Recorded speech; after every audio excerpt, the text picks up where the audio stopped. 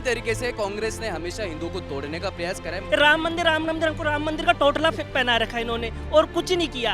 हमारे माननीय प्रधानमंत्री नरेंद्र मोदी जी कहते नहीं करके दिखाते हैं। जो काम किए हैं उसको देखते हुए अब की बार 400 पार है और राजस्थान में 25 पार है।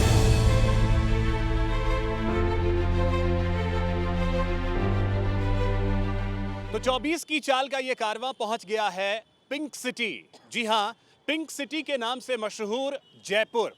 राजस्थान में 25 लोकसभा सीटें हैं और उनमें से एक बेहद अहम सीट है राजधानी की ये जयपुर शहर की सीट, जहां से 2014 में और 2019 में जीतकर आए रामचरण बोहरा का टिकट बीजेपी ने इस बार काट दिया है और मंजू शर्मा को मैदान में उतारा है।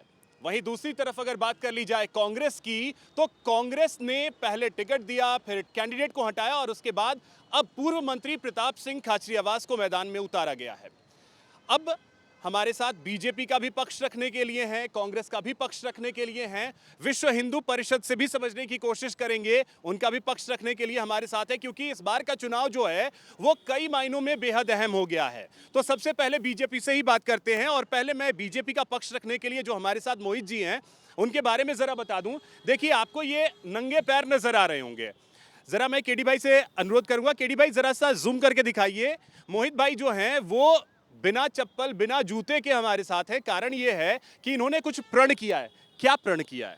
देखिए, जिस तरीके से देश का जो माहौल 500 वर्ष की तपस्या पूर्ण वर्ग करके जिस प्रधानमंत्री ने राम मंदिर की स्थापना की, तो जब मैं, एक छोटा सा वाक्य है मेरा, ज़्यादा बड़ा नहीं है, कि जब मैं 14 जनवरी को राम मंदिर के दर्शन करने गया, तो जब मैंने दर्शन करके मैंने वाक्य देखा तो मेरे अंदर के भाव आया कि जिस प्रधानमंत्री ने 500 वर्ष की तपस्या पूर्ण कर हमारे भगवान राम को ला के विराजमान किया, तो क्यों ना हम उसके लिए कोई ऐसी तपस्या कर सकते हैं जिन्होंने जो मोदी जी का प्रण है कि अब की बार 400 पार। तो मैंने संकल्प लिया कि मैं चरण पादुका उस राम मंदिर में त्यागी, और चरण पादुका मैं तभी पहनूंगा जब देश के अंदर देश के यशस्वी प्रधानमंत्री तीसरा प्रधानमंत्री बनेंगे और राजस्थान की 25 पार, देश की अब की बार 400 पार आएगी तब, और उसी राम मंदिर में जाके भगवान राम के दर्शन करके मैं यानी तीसरी बार प्रधानमंत्री अगर वो बनते हैं, यानी 4 जून को ही आप ये चप्पल पहनेंगे या नहीं पहनेंगे ये तय होगा? बिल्कुल।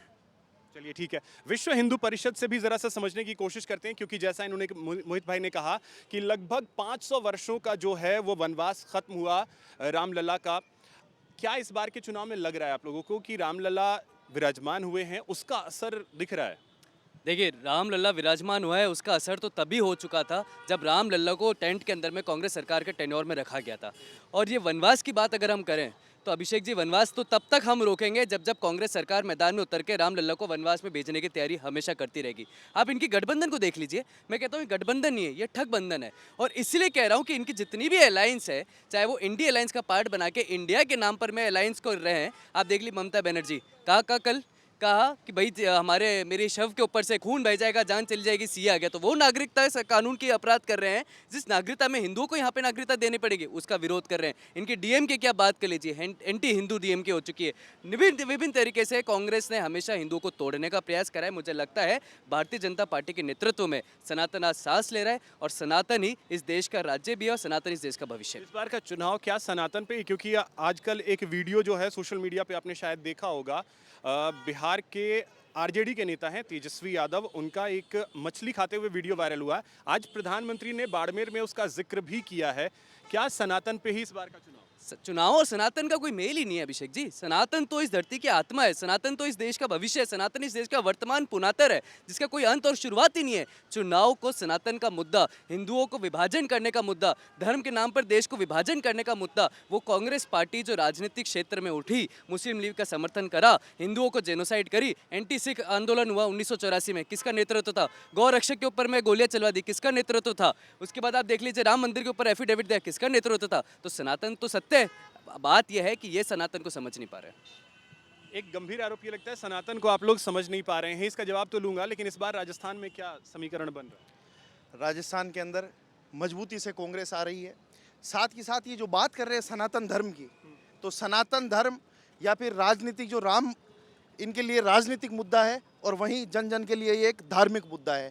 आप बात कर रहे हो धर्म के नाम की, आपके जो इलेक्ट्रल बॉन्ड में जो फंड आता है उसमें 250 करोड़ आपने गो हत्या बीफ मार्केटिंग से उन कंपनियों ने आपको पैसा दिया। आप गाय जो कहते हैं कि ये कह रहे हैं कि रामलला को वो लाए, रामलला को, अरे रामलला को गाय माता लेकर के आई। इस पूरे संसार में हम देखते हैं कि गौ माता के अंदर समस्त देवी देवता विराजमान करते हैं, लेकिन हमारे लिए धर्म एक अलग मुद्दा है, राजनीतिक मुद्दा नहीं है। वो एक धार्मिक मुद्दा है। अगर हम राजनीतिक मुद्दा की बात करें तो आज भी हमारे लिए राजनीतिक मुद्दा हमारी शिक्षा, हमारी रोजगार, और जो भी ये छोटे मोटे जो काम करते हैं, जैसे उनको गिग वर्कर्स जिनको कहा जाता है, छोटे से छोटे पार्ट टाइम जॉब करने के लिए जो युवा अब परेशान हो रहा है, हमारा सबसे बड़ा मुद्दा और राजनीतिक मुद्दा वही है। और इन्हीं मुद्दों पर हम देखना चाहेंगे कि देश के प्रधानमंत्री, पिछले कुछ वक्त में आपने देखा होगा कि आपके कई साथी छोड़ छोड़ करके पार्टी से गए, कई साथी, जिसमें गौरव वल्लभ जो राजस्थान से चुनाव भी लड़े हैं, बहुत अच्छे प्रवक्ता के तौर पर वो जाने जाते हैं। प्रमोद कृष्णम जैसे नेता जो हैं वो कांग्रेस छोड़ करके गए, संजय निरुपम छोड़ कर गए। सब एक ही आरोप लगा रहे हैं कि आप ये समझ ही नहीं पा रहे हैं कि सनातन को आपको समझना होगा, जैसे जो सनातन को गाली देता है आप उसके साथ खड़े हो जाते हैं। देखो ऐसा कुछ भी नहीं है। इनको तो जाना था, इनको कहीं ना कहीं ईडी से डर लग रहा था। हम कह सकते हैं कि जिस तरीके से ये आरोप लगा रहे हैं, इनको डर है, ये कहीं ना कहीं भ्रष्ट थे, इनके अंदर, इनके कॉलर में कहीं ना कहीं दाग था, इसलिए कांग्रेस छोड़ करके गए हैं। ये अब तो बोलना तो पड़ता ही, यार माँ की तो ये क्या करे, कोई दूसरा के घर रोटी खाना हुआ तो पहली बार घर जा रही है, बोलना पड़े कि बीच की रोटी मिली को नहीं, जन हजार दूसरा घर रोटी दे, नहीं तो कोई गुन दे साहब। अगर आप कहते हैं ना कि भाई पहली बार घर की यार बीच की सूखी रोटी है, और अब माने गरम ताती रोटी चाहिए, जब केवल बाई रोटी मिली। गरम रोटी इधर मिल रही है, गरम रोटी आप लोग दे रहे हैं जो कांग्रेस छोड़ छोड़ करके आ रहे हैं। देखिए, तो उनकी आत्मा है, क्योंकि वो खुद की पार्टी के अंदर खुद ही परेशान है, क्योंकि वो उनको सिर्फ दो ही नेता दिखते हैं, गहलोत साहब को सोनिया गांधी जी, राहुल गांधी जी को पायलट साहब।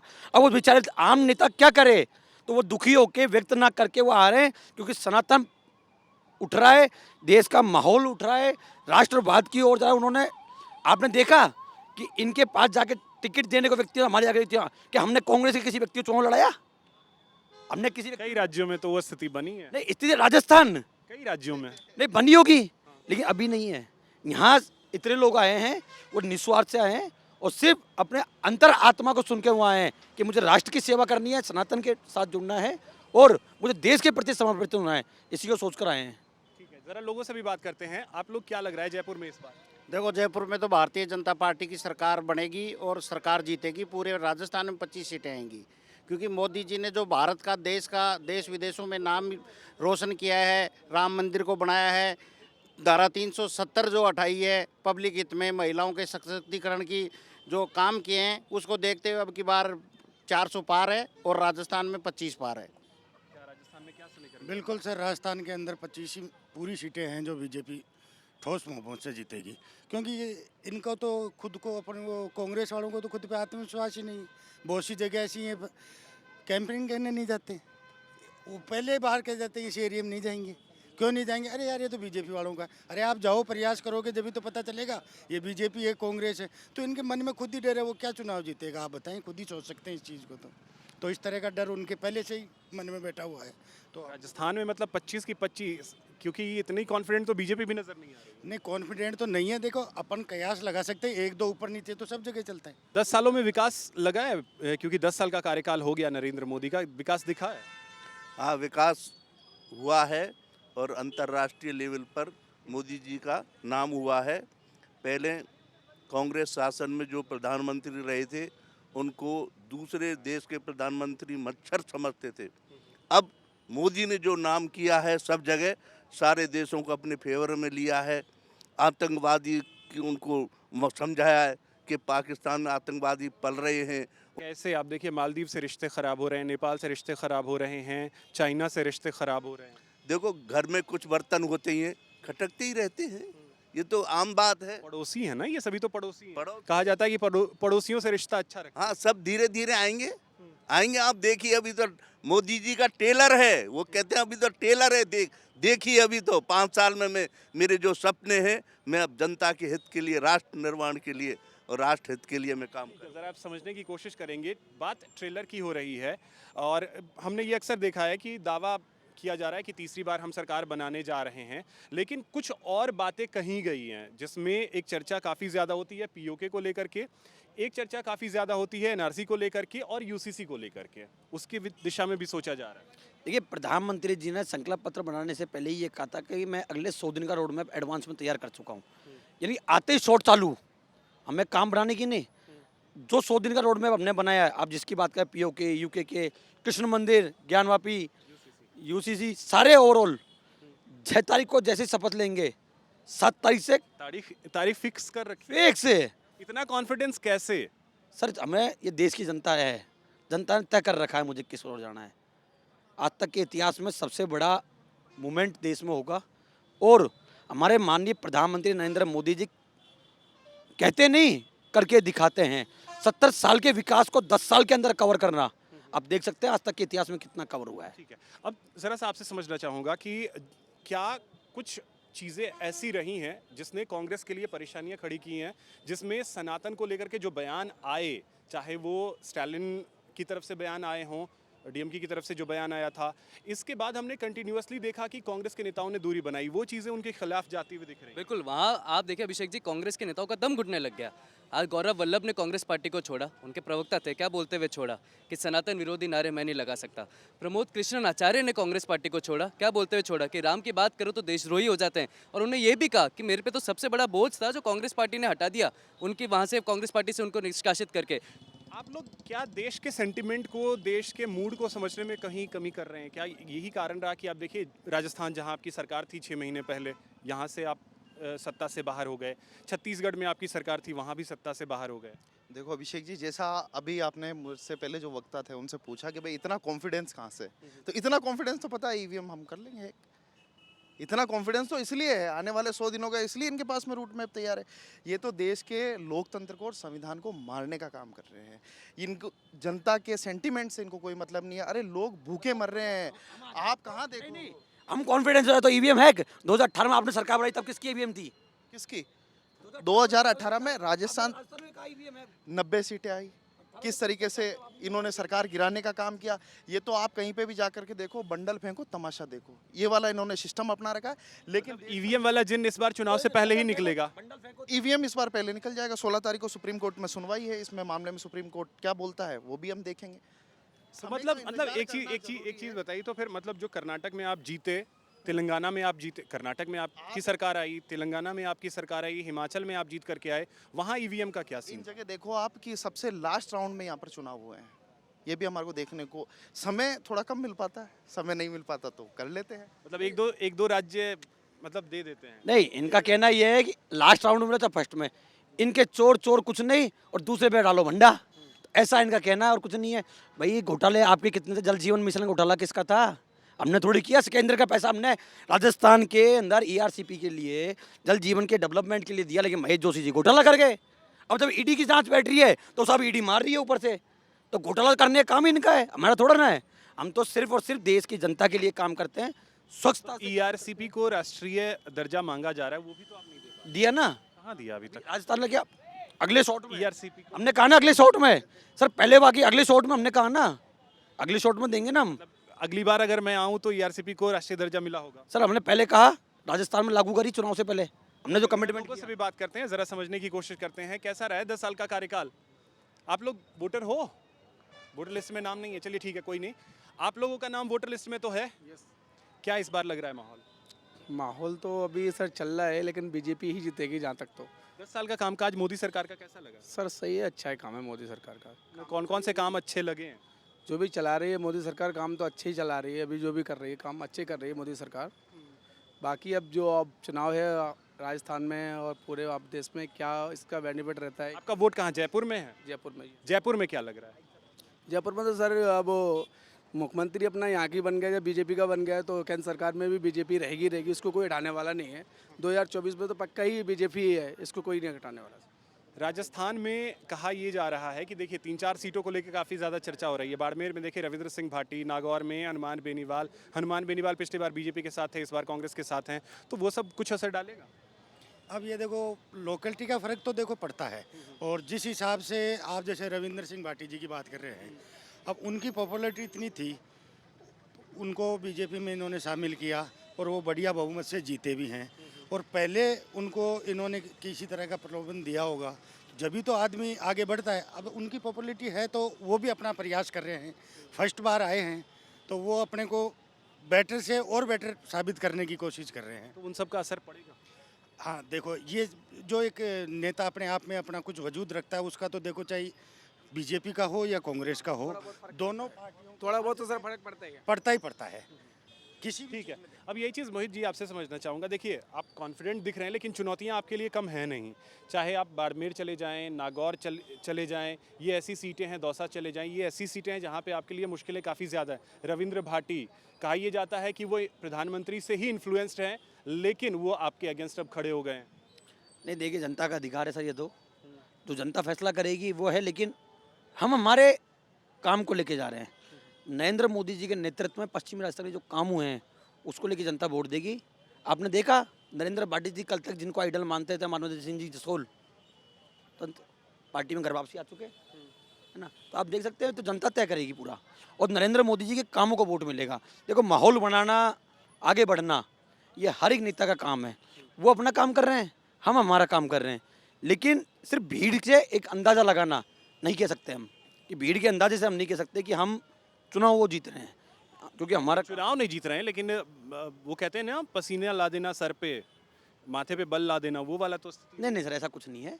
25 के 25 हम जीतेंगे और देश की 400 पार हम जाएंगे। ठीक है, एक चीज़ और आपसे समझना चाहेंगे। देखिए, अक्सर ये कहा जाता है कि मुद्दे जो हैं वो ऐसे होने चाहिए जिसमें धर्म की बात ना हो, लेकिन हम ये लगातार देख रहे हैं पिछले कुछ समय से चुनाव जो हैं वो कहीं ना कहीं धर्म सेंट्रिक होता जा रहा है। ये सही लगता है? नहीं, आप देखिए, अगर हम भारतीय जनता पार्टी की बात करें अभिषेक जी, तो गत 9 वर्षों में अगर मैं उनके अचीवमेंट की बात करूं, तो युवाओं की अगर हम बात करें, एजुकेशन स्टेटस की हम बात करें, तो 43 यूनिवर्सिटी में 61.4% यूनिवर्सिटी रूरल ग्रामीण एरियो में है। वो कहाँ है? 7 IIT, 7 IIM। तो हमने यूनिवर्सिटी, भारतीय जनता पार्टी ने यूनिवर्सिटी प्रोवाइड करी है। आप गरीब कल्याण योजना की बात करिए, आप स्वच्छ भारत अभियान की बात करिए, आप नरेंद्र मोदी के द्वारा लाई गई स्कीम्स की बात करिए। अगर महिलाओं के अधिकार की बात करें तो 33% आरक्षण महिलाओं को मिला है। आप महिलाओं के अधिकार की बात करें तो ट्रिपल तलाक को अपराध बनाया, जो शाहबानो केस के अंदर में राजीव गांधी की सरकार ने संविधान में संशोधन करके हटा दिया था, उसको वापस नरेंद्र मोदी की सरकार ने 30 साल बाद अपराध की लिस्ट श्रेणी में लेके आए। अगर हम धर्म की बात करें तो किससे करिए? क्या भारतीय जनता पार्टी धर्म की बात कर रही है? और अगर भारत के अंदर में धर्म की बात करेंगे नहीं करेंगे तो कहाँ करेंगे? आज हिंदुओं को आप UCC की बात कर रहे हैं, तो सबसे बड़ा उदाहरण शाहबानो केस था। आज मेरी मुस्लिम बहनें जो है, अपराध है जिसके ऊपर ट्रिपल तलाक हो रहा है, शाहबानो केस के ऊपर हुआ और उसका ट्रिपल तलाक को अपराध बनाया गया। तो हमने UCC की बात करी, हमने सिटीजनशिप अमेंडमेंट एक्ट की बात करी। Citizenship amendment act Bharatiya Janata party तो नहीं लाई थी ना, वो तो कांग्रेस सरकार के समय पे आया था, मनमोहन सिंह ने कर दिया था 2003 में। उसके बाद आज उसको लाया गया। हिंदुओं को, जो विस्थापित हिंदू थे, उनको वापस से यहाँ पर नागरिकता दी गई। हम स्कीम्स की बात करें, योजनाओं की बात करें, गरीब कल्याण, स्वच्छ अभियान, जितनी बात करें, हर रोजगार की बात करें, तो भारत के अंदर में आज रोजगार की स्कीम कितनी हो गई? 63 लाख किलोमीटर तक नेशनल हाईवे पे जा चुके हैं। तो हर तब को लेकर आगे बढ़ रही भारतीय जनता पार्टी, चाहे धर्म की बात हो, चाहे रोजगार की, चाहे युवाओं की, चाहे महिलाओं की। मुद्दे उठाने में पीछे रह जा रही है कांग्रेस। हाँ, वो तो मुद्दे हैं ही नहीं ना उनके पास में उठाने के लिए, मुद्दे बचे ही नहीं। मुद्दे तो कांग्रेस के पास में कहाँ जब नहीं, महंगाई है, बेरोजगारी अपने चरम पर है। नहीं, तो उन्होंने तो खुद भ्रष्टाचार किया है। कांग्रेस के राज में राजस्थान में 19 बार पेपर लीक हुए। युवाओं को रोजगार कहाँ से मिलेगा? पेपर खुद लीक करवाते हैं, काम वो होने नहीं देते हैं। तो कांग्रेस के पास में तो मुद्दों की कोई बात है ही नहीं, मुद्दे लाएंगे कहाँ? क्योंकि उन्होंने तो खुद ने मुद्दे खत्म कर दिए। मुद्दे खत्म कर दिए कांग्रेस खुद। बिल्कुल ख़त्म कर रही है। पहली बात तो कोई भर्ती होने नहीं देती है, गलती से कोई हो भी गई तो कोई मेरे साथी को भेज के स्टे लिखवा लेती है, बच्चे फिर लटके रहो 5 साल, दोबारा तैयारियां करो। और कोई हो गई, अखबार में छपवा दिया। पेपर लीक तो हर सरकार में, किस सरकार में नहीं हुई है? देखो सर, लड़ाई हर घर में होती है, लड़ाई हर घर में होती है, लेकिन वो मोहल्ले को कब पता चलती है? जब शोर मचता है। तो ये तो शोर मच गया, 19 बार पेपर लीक होना तो शोर मचना होता है। तो इसीलिए तो सबको ये है ना कि बीजेपी ज्यादा जोर से शोर मचा देती है, कांग्रेस। बीजेपी ने कार्रवाई की है। अभी पेपर लीक जितने भी माफिया हैं उनको जेल के अंदर भेजा है। अभी लगातार कार्रवाई हो रही है, SIT गठित की है और उन पे कार्रवाई हो रही है। ये तो कांग्रेस शासन में जो हुआ था उस पर कार्रवाई हो रही है, जो अपने शासन में हुआ था उस पे कहाँ कार्रवाई? हाँ, तो उसका कोई सबूत ही नहीं है इनके पास में। तो जबरदस्ती कह रहे हैं कि बीजेपी के राज में पेपर लीक हुए। पेपर लीक तो ओनली कांग्रेस के राज में हुए हैं, जिन पे बीजेपी कार्रवाई कर रही है। अब इनको डर लग रहा है, फिर ये कह देते हैं कि बीजेपी ED भेज देती है, बीजेपी वाले ये कार्रवाई करवा देते हैं, क्योंकि इनके पास में कोई मुद्दा है ही नहीं। मोदी सरकार का कामकाज 10 साल में कैसा लगा? थे कि मोदी जी बहुत अच्छा काम कर रहे हैं, क्योंकि इस समय क्या है कि वन मैन आर्मी चल रही है हिंदुस्तान में, क्योंकि मोदी जी के अलावा कोई भी बीजेपी का ऐसा लीडर नहीं है जो कि बहुत पॉपुलर हो। मैं मानता हूं कि इस समय जो बीजेपी जिस तरीके से काम कर रही है, केवल और केवल हिंदुस्तान में दो ही व्यक्तित्व हैं, अमित शाह जी और मोदी जी। मोदी जी, अब आप राजस्थान को उठा करके देखेंगे वर्तमान परिप्रेक्ष्य में, जितने भी आप संवाददाता, आप जितने भी हैं, सभी आप जितने भी मीडिया वाले हैं, आप एक तरफ देखिए कि राजस्थान की सरकार देखिए, एमपी की सरकार देखिए, जो भी 3 सरकार बनी है, एक आम नागरिक को उठा करके मोदी जी ने सीएम बना दिया। तो इससे कहीं ना कहीं हम एक चीज़ निष्कर्ष पर पहुंचते हैं कि मोदी जी और अमित शाह जी जो कर सकते हैं वही कर सकते हैं, इसके अलावा कोई नहीं कर सकता। इस समय कांग्रेस है, कांग्रेस बिल्कुल फेल है, कांग्रेस में कोई मैनेजमेंट नहीं है, कोई मैच्योरिटी डिसीजन नहीं है, कोई भी डिसीजन लेने की क्षमता नहीं है। कांग्रेस इस समय 100% फेल है। तो वो सारी पार्टियां इस बार एकजुट होकर के आई हैं। देखिए, इंडिया अलायंस बना है, देश के नाम पे अलायंस बना है, उसमें कोई 1% ही अलायंस नहीं बना है। आप देखिए, नीतीश कुमार जी बिहार से आए, अलायंस उन्होंने बनाया, उनकी बातें नहीं मानी गई, वो तुरंत वापस बीजेपी में चले गए। क्यों? क्योंकि एक वरिष्ठ नेता जो कि इस समय मोदी जी को, अगर कहीं ना कहीं मोदी जी के मैनेजमेंट को कहीं ना कहीं कोई व्यक्ति टक्कर दे सकता था तो वो नीतीश कुमार जी थे, क्योंकि उनकी जो मैनेजमेंट था, उनका जो विचारधारा थी, उसको कहीं ना कहीं इंडिया अलायंस मानी नहीं। जो एक टक्कर देने के लिए तैयार हो रहा था, उन्हीं को खींच करके ले आए अपने अंदर। क्योंकि वो तो मोदी जी से प्रभावित है सर, इसीलिए। क्योंकि हम काम करते हैं और वो गुलामी से नहीं रहना चाहते ना। नीतीश कुमार को वहाँ गठबंधन में बांध के, उनका टारगेट सिर्फ सरकार बनाना नहीं है, विकास करना। उनका टारगेट सिर्फ एक ही है कि देश के प्रधानमंत्री नरेंद्र मोदी को किस तरीके से रोका जाए। क्योंकि जब नरेंद्र मोदी जी अगर तीसरी बार प्रधानमंत्री बन गए तो देश जो विश्व गुरु था वही जाएगा, जो देश टुकड़ों में। विश्व गुरु की परिभाषा क्या है सर? अखंड भारत।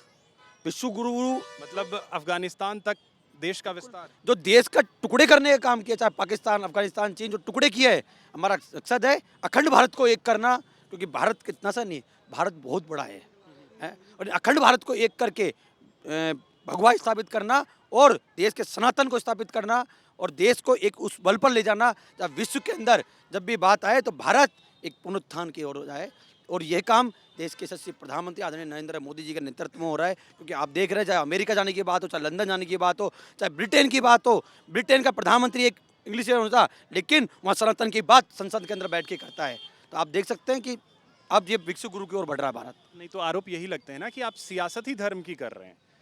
काम के नाम पे आप वोट मांगिए, धर्म पे मत मांगिए, ये आरोप लगते हैं। सर अब देखो, राम सबकी आस्था है।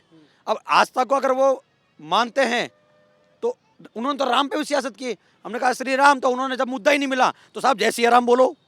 भाई मैं उनसे पूछ रहा हूँ कि जय सिया राम और जय श्री राम में डिफरेंट क्या है? तो राम का नाम है, तो आप खुद उस चीज़ को डिफरेंटेबल करो। नहीं साहब ये ऐसे, ये ऐसे, तो आपके पास बचा नहीं है मुद्दा। और मुद्दे नहीं है तो अगर विकास नहीं हुआ तो इतनी बड़ी सड़कें कहाँ से बन गई, युवाओं के लिए रोजगार कहाँ से हो गए, नए नए एयरपोर्ट्स डेवलपमेंट कहाँ से हो गए, बड़ी कंपनीज आउट ऑफ इंडिया यहाँ पे इन्वेस्टमेंट करना चाह रहा है आज। क्योंकि आपने देखो, जब मोदी जी गुजरात के प्रधानमंत्री बने और जब अमेरिका ने मोदी जी का वीज़ा डिलीट किया था, तो आप देखिए कि बड़ी बड़ी कंपनियों को गुजरात में लाके बैठा दिया आपने।